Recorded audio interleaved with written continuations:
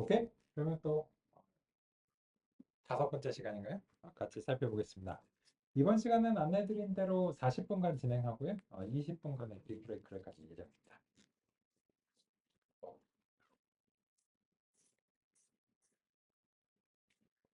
우리는 교재에서 교재로 따지자면 48페이지까지 상대를 했고요.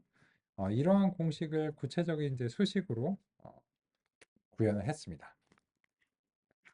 그리고 나서는 요 49페이지 2.2절의 이제 단순한 논리 회로를 통해서 이거를 이제 활용하는 맥락을 같이 한번 살펴보고자 합니다. 여기서 이제 가중치의 역할이 무엇인가? 이런 것들에 대해서 같이 알아보고자 합니다. 그래서 이제 MCP 뉴런 논리 회로 이 정도로 이제 하면서 같이 살펴보겠습니다.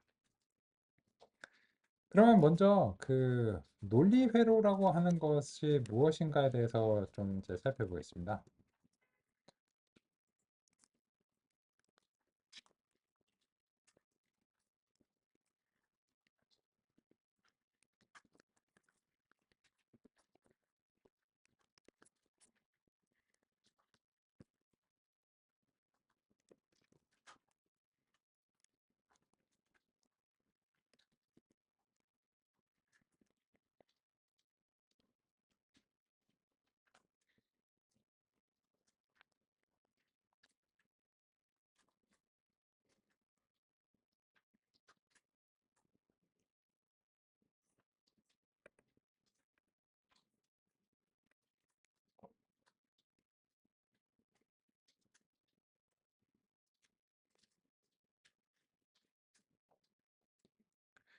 논리 회로가 무엇이고 진리표가 무엇인가에 대해서 제가 소개해 드릴 필요는 없을 것 같습니다. 다만 그거를 이제 특정한 형태로 구현을 해야 되기 때문에 넘파이로 구현하자면 이제 다음 같은 형태일 것 같습니다.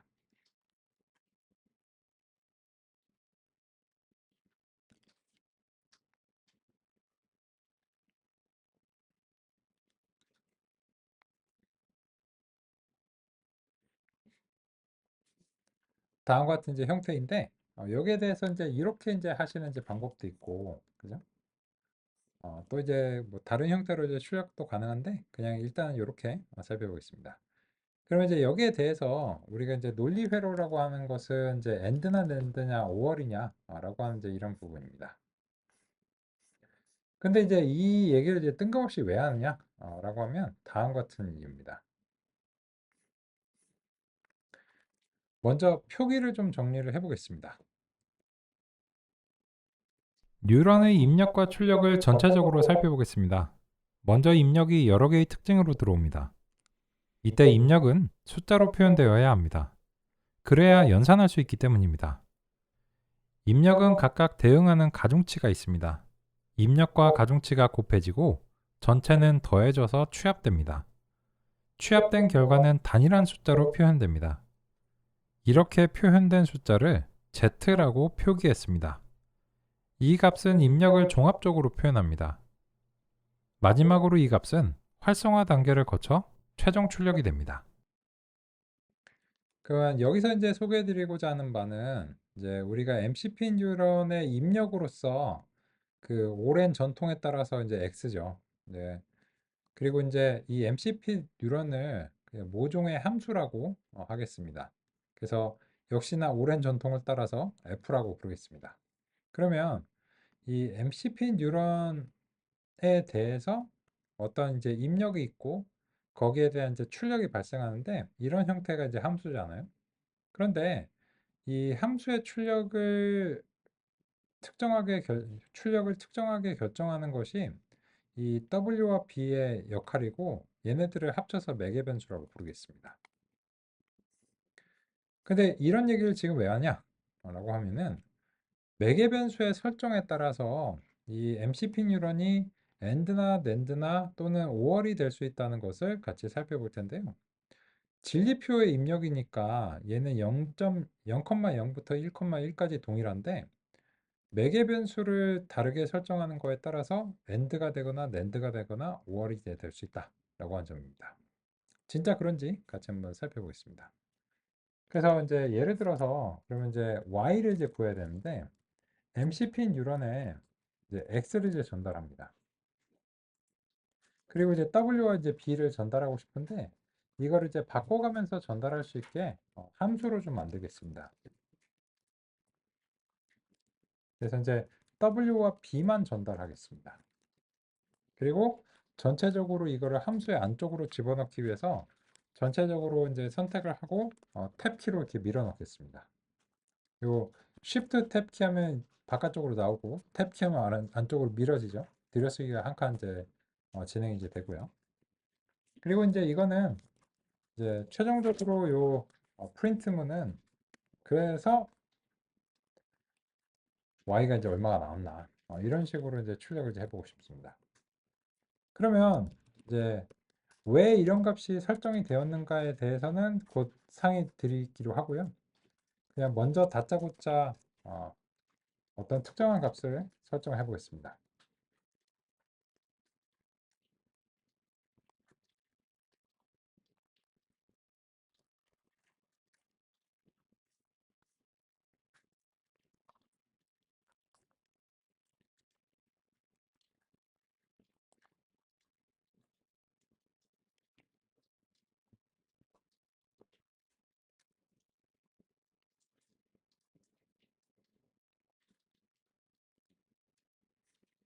잠시 제시된 코드를 확인하는 시간 갖겠습니다.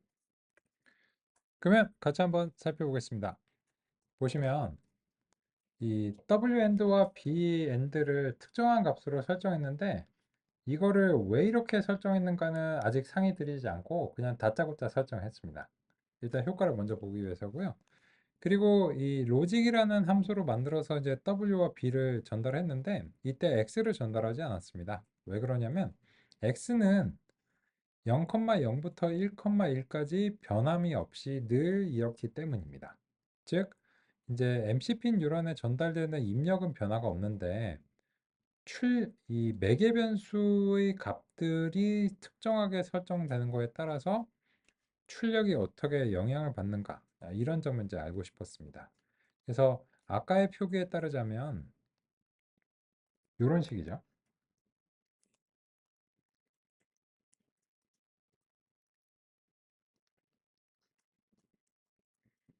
여기서 이제 이런 기호들은 임의적인데 요 x는 외부에서 전달되는 값이고 그죠? 요 w와 b는 내부에서 설정하는 값이죠. 그죠? 외부에서 전달을 해줬잖아. 물론 지금은 그렇죠. 그런데 이제 이 x는 함수가 직접 처리하는 값이고 요 w와 b는 이 함수의 성격을 결정하는 매개 변수다. 이런 점에서 좀 차이가 이제 있고요. 그래서 이제 어, 뭘로 이거를 구분해야 될지 뭐 사실 딱히 기준 없는데 그래서 뭔가 의미가 다르다는 점에서 이제 세미콜론으로 한번 구분해 봤습니다. 그래서 이제 그렇고요. 보시면 1,1에서만 1이고 나머지가 모두 다 마이너스 1입니다. 그래서 이제 이 AND가 모두 참일 때만 참이고 나머지는 거짓이잖아요. 그래서 이제 그런 결과가 나온 것을 확인할 수 있습니다. 근데 이제 요 결과와 관련해서 이제 진리표에 맞춰서는 요 마이너스 1들은 0으로 나오는 게 바람직하겠죠. 근데 그거는 알고리즘을 고치기보다는 이제 이런 식으로 이제 오리지널 알고리즘을 그대로 이제 두고 요 y에 대해서는 만약에 그 y가 1이면은 그대로 하고 아니면은 0으로 하겠다 이런 식으로 이제 간단하게 이제 수정하신 다음에 하면은 그냥 보기에 좀 좋다. 그냥 두셔도 상관없습니다. 그죠? 그래서 이제 원하신다면 이렇게 이제 출력을 보기 좋게 이제 수정해서 보신다면 이제 진리표의 이제 출력에 더 가까울 것 같습니다. 그러면 지금 방금 하신 것이 이제 무엇인가? 교재랑 이제 맞춰보면 49페이지에 첫 번째로 제시되는 AND 게이트에 대해서 이제 했고요. 진리표 1까지. 그죠? 근데 그런 조합을 만족하는 매개 변수의 예시로서 0.5, 0.5, 0.7, 0.5, 0.5, 0.8, 1.0, 1.0, 1.0 모두 엔드 게이트가 이제 된다고 하는데 한번 확인해 볼까요? 그럼 이제 요 0.5, 0.5, 0.8로 해도 나오고요. 그리고 얘를 1.0, 1.0, 1.0으로 해도 나온다고 하니까.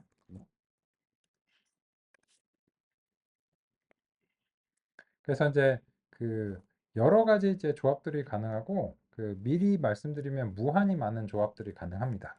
모든 게 되진 않지만 어, 무한히 많은 조합들이 가능하고요. 현재로서는. 그래서 이제 가장 첫 번째로 선택된 요 값으로 살펴봤습니다. 그러면 이제 우리한테는 이제 낸드와 오월 게이트를 이제 살펴볼 건데 낸드와 오월 게이트에 대해서는 이미 잘 아시리라 생각하고요. 구현과 관련된 차이를 보겠습니다. 51페이지에 보시면 퍼셉트론 구현하기에 이제 구현을 해놨는데 교재 스타일을 보시면 엔드 게이트를 하드 코딩 했습니다. 그래서 이제 보시면 요 W1, W2 그리고 이제 제가 B라고 부르는 거를 교재에서 이제 세타라고 표기를 하고 있고요. 0.5, 0.5, 0.7을 이제 하드 코딩을 했고 여기서 x1, w1, x2, w2를 일일이 이제 곱하는데 요거는 이제 그 넘파이를 사용하지 않아서 그렇죠. 그냥 어, 부동소점들을 사용했지 이거를 하나의 자료 구조로 합치지 않아서 그렇고요. x1하고 x2도 마찬가지고요. 아마 이 공식하고 대응하는 방식으로 보여주려고 그런 것 같습니다. 그리고 이제 우리가 Z라고 부르는 것을 임시 변수 이제 템프에 이제 담았고요. 그리고 B랑 비교하는 것을 작거나 같으면 Z가 작거나 같으면 0이고 Z가 B보다 크면 1이다 라고 하는 것을 우리는 한 줄로 구현했죠. 이런 식으로요.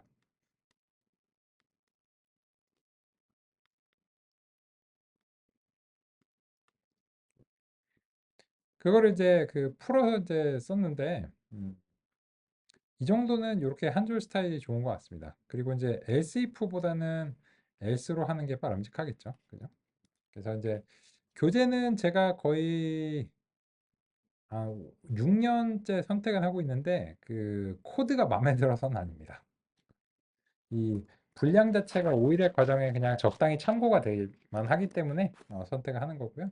그래서 이제 다음 것 같은데 저는 왜 하드 코딩을 하지 않았는가? 라고 하는 점에 대해서 좀 그 상의를 드리면 이 MCP 뉴런의 구현은 그대로 있는데 W와 B가 바뀜으로 인해서 같은 입력이 서로 다르게 처리가 된다는 점을 강조해서 보여드리려면 이런 식의 구성이 더 낫다라고 생각합니다. 그러면 AND가 되면 보장되는 게 있습니다. NAND가 보장이 됩니다. 그래서 그 요 셀의 오른쪽 상단에 보시면 몇 가지 이제 아이콘들이 있는데요. 이 중에서 첫 번째 아이콘을 클릭하시면 아래쪽에 복제가 됩니다. 이거 왜 쓰냐면 살짝 수정해서 사용하고 싶으실 때는 이렇게 복제를 해서 수정하시는 게 좋습니다. 그래서 이제 AND가 있는데 요거를 이제 NAND로 바꾸고요. 그리고 음수로 바꿔주시면 됩니다. 마이너스 0.5, 마이너스 0.5, 마이너스 0.7.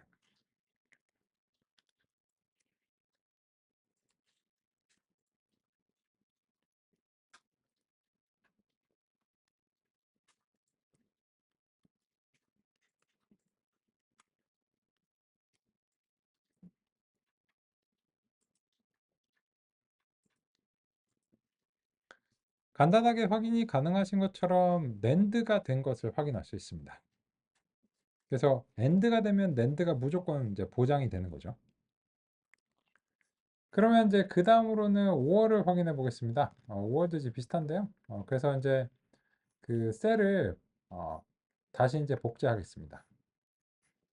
복제하고 요 그 셀을 위치를 이미의 시점에서 이동할 수 있습니다. 그래서 이제 한 칸 이제 아래로 내려가지고 작업을 해보겠습니다. 그러면 그 다음에는 이제 안내 드릴 거는 이제 그 엔드가 여러 가지니까 한꺼번에 그 바꾸시기 위해서는 컨트롤 파인드를 해가지고 파인드 리플레이스를 원하시면 할 수도 있다는 겁니다. 이거는 뭐 하셔도 되고 안 하셔도 상관없습니다. 상관없는데 다만 이제 find를 and라고 이렇게 하시면 15개가 찾아져요. 이게 왜 그러냐면 이 노트북 전체에서 이제 찾아지기 때문인데요. 그래서 이제 요거를 필터 아이콘을 클릭하셔서 그 선택된 셀로 범위를 이제 한정하시는 게 필요합니다. 그럼 이제 4개가 찾아지죠. 그리고 이제 여기에 대해서 엔드가 그 다 5월로 바뀌면 좋겠다. 이렇게 하시면 지금으로서는 한꺼번에 바꿔도 상관없겠죠. 그래서 이제 리플레이스제 소형해서 5월로지 바꾸시고요. 그리고 나서 요 이제 검색과 그 대치하는 요 인터페이스는 닫겠습니다. 그리고 이제 B에서는 0.2로 바꿔보겠습니다.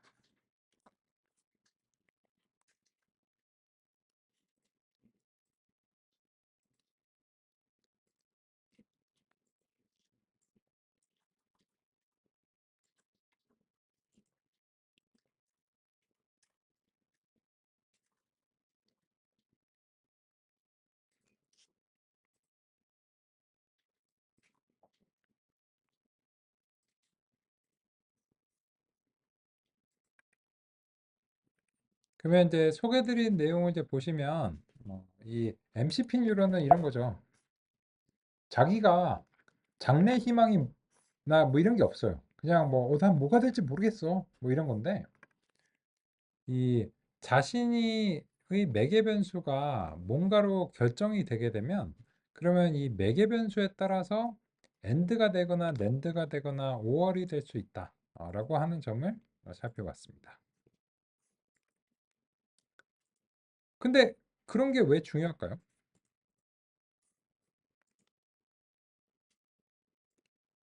MCP 뉴런을 구현해 놓고 보니 우리 두뇌의 기본 단위인 뉴런이 이렇게 간단한가 싶습니다. 이렇게 간단한 것이 복잡한 사고를 수행하는 기관이 될 수 있을까요? 완전하게는 아니더라도 이런 틀이 그렇게 될 수 있을 것이라는 가능성을 타진하려면 어떤 논의가 필요할까요? 우리가 현재 사용하는 컴퓨터는 지능이 없습니다. 하지만 컴퓨터가 실행하는 프로그램은 지능적일 수 있습니다. 왜냐하면 지능이 있는 사람이 지능적으로 프로그램을 만들었기 때문입니다. 그런데 지능적이라는 것은 무엇을 의미할까요? 그것을 연산적으로는 어떻게 표현해야 할까요? 이전의 전화기와는 달리 요새의 전화기는 스마트하다고 표현합니다. 왜 그렇게 표현할까요? 예전에는 전화기는 전화만 할 수 있었습니다. 그래서 음악을 들으려면 MP3나 CD 플레이어가 따로 필요했습니다. 게임은 게임기가 필요했습니다. 즉, 각 작업에 특화된 기기가 하나씩 필요했습니다. 요새는 스마트폰 하나만 필요합니다. 이런 측면에서 스마트하다는 것은 일반성이라는 단어로 설명해 보겠습니다. 반대는 특수성이라고 할 수 있겠죠. 무언가 지능적이고 그래서 스마트하다면 여러 상황에 일반적으로 적용될 수 있어야 합니다. 이런 개념과 용어의 틀을 활용하자면 MCP 뉴런이 스마트하려면 적용의 일반성이 있어야 합니다.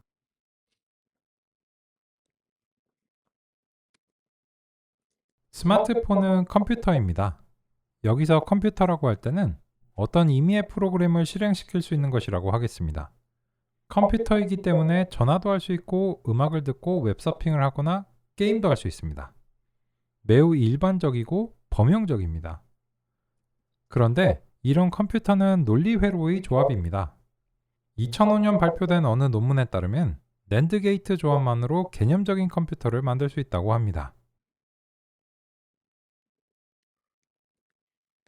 그렇다면 이렇게 비유해서 살펴보겠습니다. 이 매개 변수라고 하는 것을 MCP 뉴런을 스마트폰에 비유한다면 이 매개 변수는 앱에 비유를 할 수가 있겠죠. 그래서 그 같은 스마트폰인데 어떤 앱을 설치하는가에 따라서 이제 어떤 이제 입력을 어떻게 다르게 이제 처리하는가가 달라질 수 있잖아요. 그죠? 그런 측면으로 좀 비유적으로도 말씀을 이제 드릴 수 있습니다.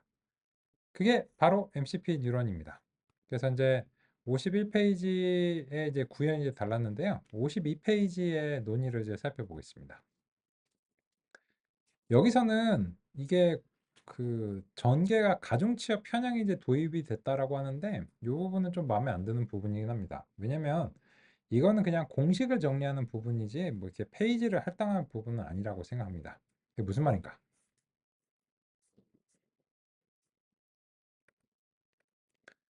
편향과 관련해서 약간 공식을 정리하는 과정입니다.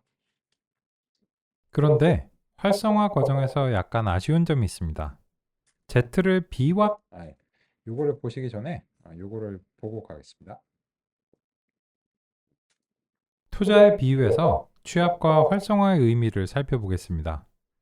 투자는 단순하게 서술하자면 정보를 종합해 결과적으로 두 가지 행동 중 하나를 하는 것입니다.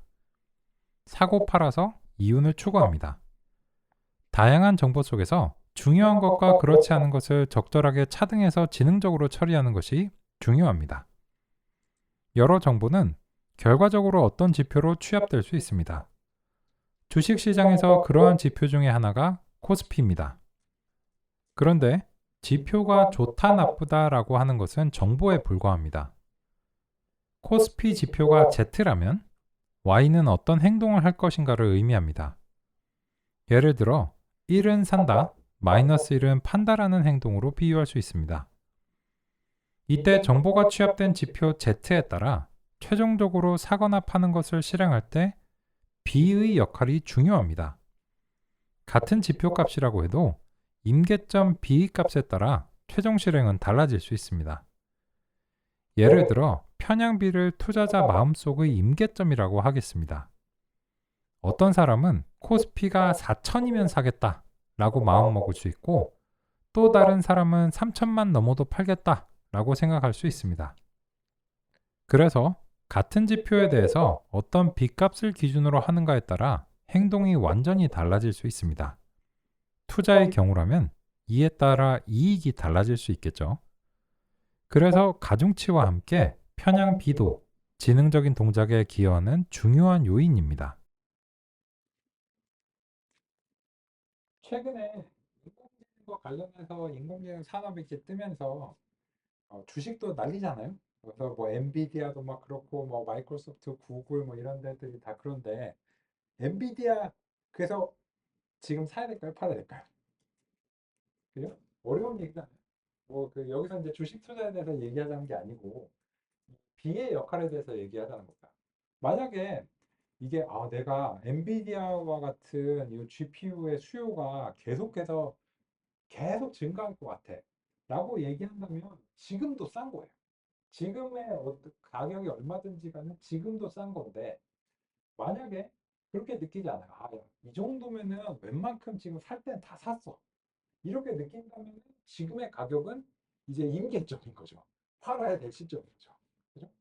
예를 들자면 그렇다는 거죠.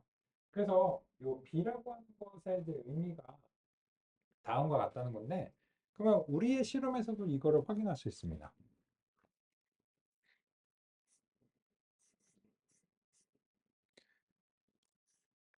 여기서 이제 보시면 AND의 매개 변수가 0.5, 0.5, 마이너스 0.7인데 B가 0.7이었어요. 그죠? 그랬을 때 이제 AND로 동작한 것을 확인했습니다. 그런데 0.5, 0.5는 동일한데 B를 0.2로만 바꾸는 거에 대해서 AND에서 5월로 바뀌었습니다. 그죠? B가 0.7이냐 아니면은 0.2냐에 따라서 이게 갈린 거죠. 그래서 편향에 따라서 실제로 엔드와 5월이 완전히 이제 갈리는 것처럼 실제 이제 큰 영향을 이제 준다는 사실을 줄 수 있다는 사실을 알았습니다. 그런데 이제 이 다음으로 논의되는 것은 의미적인 것은 아니고요. 그냥 공식에 대한 정리다. 이렇게 보시면 되겠습니다. 그런데 활성화 과정에서 약간 아쉬운 점이 있습니다. Z를 B와 비교해야 한다는 점을 살짝 수정할 수 있을 것 같습니다. B를 0으로 만든다면 공식이 더 깔끔합니다. Y의 결과값은 변함없지만 이제 Z를 0과 비교하면 됩니다. 그렇다면 Z-는 Z에서 B를 뺀 것이라고 표현할 수 있습니다. W와 B 모두 뉴런의 특성을 결정짓는 매개 변수입니다. 이렇게 정리하면 Z를 구할 때 매개 변수를 한 번에 반영하고 활성화 단계에서는 단순히 0과 비교하면 되기 때문에 확실히 보다 깔끔하다고 생각합니다. 하지만 이것은 공식을 편의에 따라 정리했을 뿐 의미적인 차이는 없습니다. 그러면 요점에 대해서 확인을 드리면 그 변화된 것은 이거밖에 없습니다. Z를 B와 비교하는 것이 이제 원칙인데 이거를 이제 공식을 정리하기 위해서 B를 이쪽으로 이제 넘긴 거죠. 넘어가면서 얘가 마이너스 B가 되겠죠. 그리고 남은 자리에는 0만 남겠죠. 그래서 요 Z 빼기 B가 되는데 요거를 이제 하나의 문자로 그냥 만들기 위해서 Z 다시라고 이제 부르기로 하고요. 그래서 이제 공식을 이렇게 이제 정리하고자 하는 것입니다. 그러면 이제 이 공식을 정리하는 김에 총정리를 해보겠습니다. 뉴런 모형의 표기를 정리해 보겠습니다. Z를 구할 때 이제 B를 반영합니다. 그래서 W와 B를 한 번에 사용해 Z-를 구하도록 했습니다. 그런데 B 혼자 빼기라서 모양이 별로입니다. 그래서 이걸 더하기로 바꾸고 B는 부호를 음수에서 양수로 전환합니다. 큰 차이는 없지만 원래 B와 다르기는 하니까 이것도 B-라고 하겠습니다. 전체를 풀어서 표기해 보겠습니다. 그런 다음 B 위치만 왼쪽 끝으로 보내겠습니다. 이때는 표기하는 위치만 바꿨습니다. 나머지는 WX로 표현되었는데 B 혼자만 다릅니다. 그래서 B에게 W0라는 새 이름을 붙여주겠습니다. 이제 B가 가중치로 편입되었습니다. 그런데 W0만 X가 곱해지지 않고 있습니다. 그래서 모양을 통일하기 위해 X0를 곱해줍니다. 이때 X0 값은 무조건 1입니다. 1이면 곱하기에서 아무 역할을 수행하지 않기 때문에 마음대로 추가해 줄 수 있습니다. 없는 거랑 마찬가지인데 뭐하러 X0를 추가하는가 싶을 텐데요. 그래야 전체 모형을 WX로 통일할 수 있으니까 그렇습니다. 이제는 전체를 다음과 같이 한 번에 표기할 수 있습니다. 그럼 WX 합계를 구하는데 예전에는 I 값이 1에서 시작했다면 이제는 새로 추가된 편향, 즉 W0를 포함하기 위해 i가 0에서부터 시작한다고 표기할 수 있습니다. 그럼 Z 전체를 그냥 원래대로 XW의 내적으로 표현하면 됩니다. 이때 가중치 W에는 이전과 달리 W0, 즉 편향이 포함되어 있습니다. 출력 Y는 Z값이 활성화를 거쳐 결정됩니다. 활성화 함수는 액티베이션의 약자 A로 표현하겠습니다. 이 활성화 함수의 역할은 매우 중요합니다. 이후에는 여러 가지 활성화 함수가 등장합니다. 일단 지금은 계산 함수를 그대로 사용하겠습니다. Z는 가중치가 입력에 적용된 값입니다. 편향 B를 Z를 구하는 데 사용할 수 있습니다. 논의를 거쳐 B가 W0이고 따라서 WB를 합쳐 W-로 표현할 수 있다는 점도 살펴봤습니다. 문헌에 따라서 어느 하나의 스타일을 사용하거나 두 가지 방식을 번갈아 가며 사용할 수 있습니다. 그럼 보다 큰 틀에서 살펴보면 출력 Y는 입력 X의 함수입니다.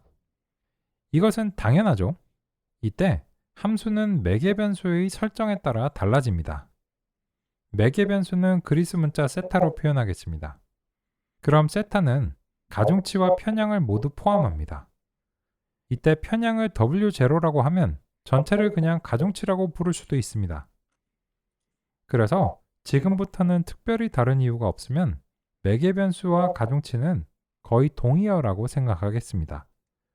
필요한 경우에만 편향에 대해 따로 명시하겠습니다.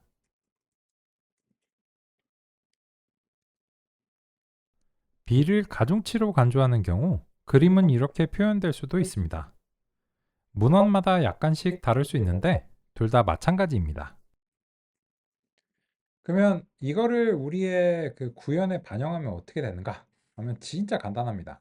결과적으로는 이 논의는 이런 겁니다.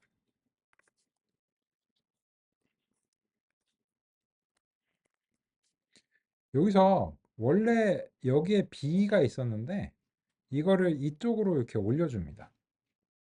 그러면 원래 이쪽으로 올라가면 정확하게 말하면 마이너스 B가 되는 게 맞습니다. 근데 귀찮으니까는 그냥 더하기 B로 표기를 하겠습니다. 그리고 이 정의가 바뀌고 난 다음에는 이 셀을 다시 한번 실행시켜 주시는 게 필요합니다.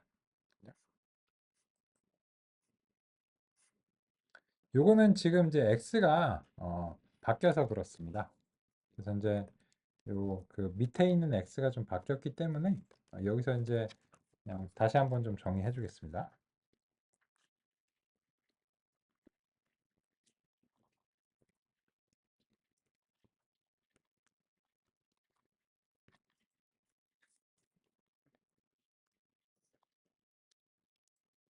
b도 이제 적당히 이제 랜덤한 값으로 한 개 획득하겠습니다.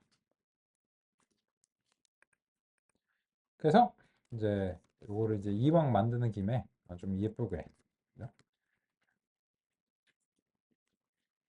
x가 얼마인데 우리 이제 MCP 뉴런을 이제 거쳐서 y가 됐다. 근데 요 MCP 뉴런은 이제 w와 b가 얼마다.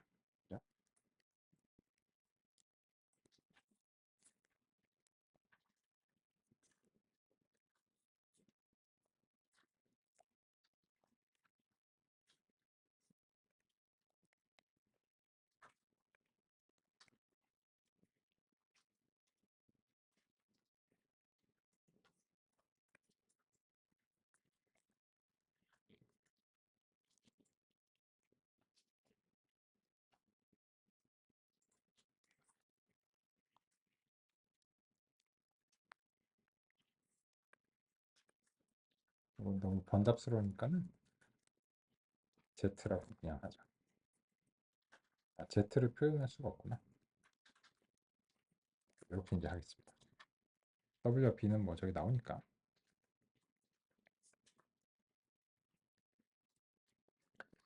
그래서 이거는 그냥 공식의 정리다 라고 하는 점이고 다음과 같이 이제 그 아래서 x라는 문자를 그 다시 한번 재정의를 했기 때문에 이 셀을 독립적으로 실행하기 위해서 이제 아까와는 달리 아까 이제 위에 있는 XWB의 상태를 이제 참조한 거고 이 셀이 독립적으로 실행될 수 있도록 다음과 같이 XWB를 이제 요 맥락에서 다시 정의를 했고 그래서 0.1, 0.1, 0.3이 들어가서 W와 B가 이제 무작위로 설정되기 때문에 이걸 실행할 때마다 1이 될 수도 있고 마이너스 1이 될 수도 있겠죠. 그래서 제가 이제 다시 한번 실행해 보면 언제는 또 마이너스 1이 되고 그죠? 언제는 또 1이 되고 이런 걸 이제 확인할 수 있습니다. 그러면 사실 뭐 이 논의가 복잡했지만 결국은 그냥 뭐 요거 두 개 바꾸시는 거고 그죠? 근데 한 가지 더 바꾸셔야 될 게 있어요. 뭐냐면 이 논리 회로에서 b의 값을 음수로 바꿔주셔야 됩니다. 위에 있는 공식을 활용하기 위해서는 이제 b 자체가 이제 음수로 바뀌어야 되고 그래서 이제 요 b를 음수로 바꿔가지고 다시 한번 이제 실행해서 아까의 결과가 이제 재현되는지 이제 정확하게 확인해 보시기 바라겠습니다. 그래서 b를 음수로만 바꾸면 이 부분들이 다 확인이 되는 것을 이제 확인할 수 있습니다.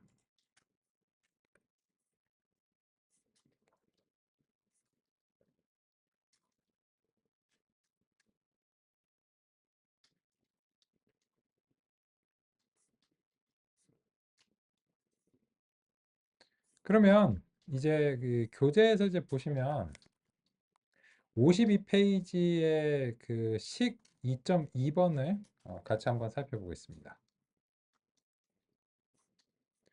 제가 이제 그 미리 상의 드린 대로 그 교재에서도 세타를 마이너스 b로 이제 바꾼다. 즉 원래는 before를 보시면 W1 X1 더하기 W2 X2가 세타였는데 요거를 이제 세타를 저쪽으로 넘긴 거죠. 그러면 이제 교재 표기에 따르면 마이너스 세타 더하기 W1 X1 더하기 W2 X2가 이렇게 이제 되고, 그리고 제가 미리 상의 드린 대로 요 세타라는 표기가 그렇게 그 남들이 잘 쓰는 표기는 아니고요. 그래서 이걸 통째로 이제 b로 바꾸면 b 더하기 w1 x1 w2 x2가 이제 됩니다. 그냥 공식의 정리죠. 별거 없습니다. 그렇고 그래서 이제 b를 이제 편향이라고 이제 부른다라고 하고 있고요. 아마도 저자는 요 다시 쓰기가 좀 귀찮았던 것 같아요. 뭐 그게 자기 마음이죠. 뭐 틀린 건 아니고 어쨌든 뭐 둘이 다르긴 다르니까. 그래서 이제 그 정도의 어떤 취지밖에 없고, 그리고 나서 이제 53페이지에 보시면 AND랑 NAND랑 OR을 구현했는데 우리는 이걸 다시 구현할 필요가 없죠. 그냥 우리는 W와 B의 값만 바꿔서 살펴주면 되기 때문에 이런 같은 코드를 중복해서 사용할 이유가 없습니다. 그래서 이미 다 구현이 됐다 라고 하는 것을 확인할 수 있습니다.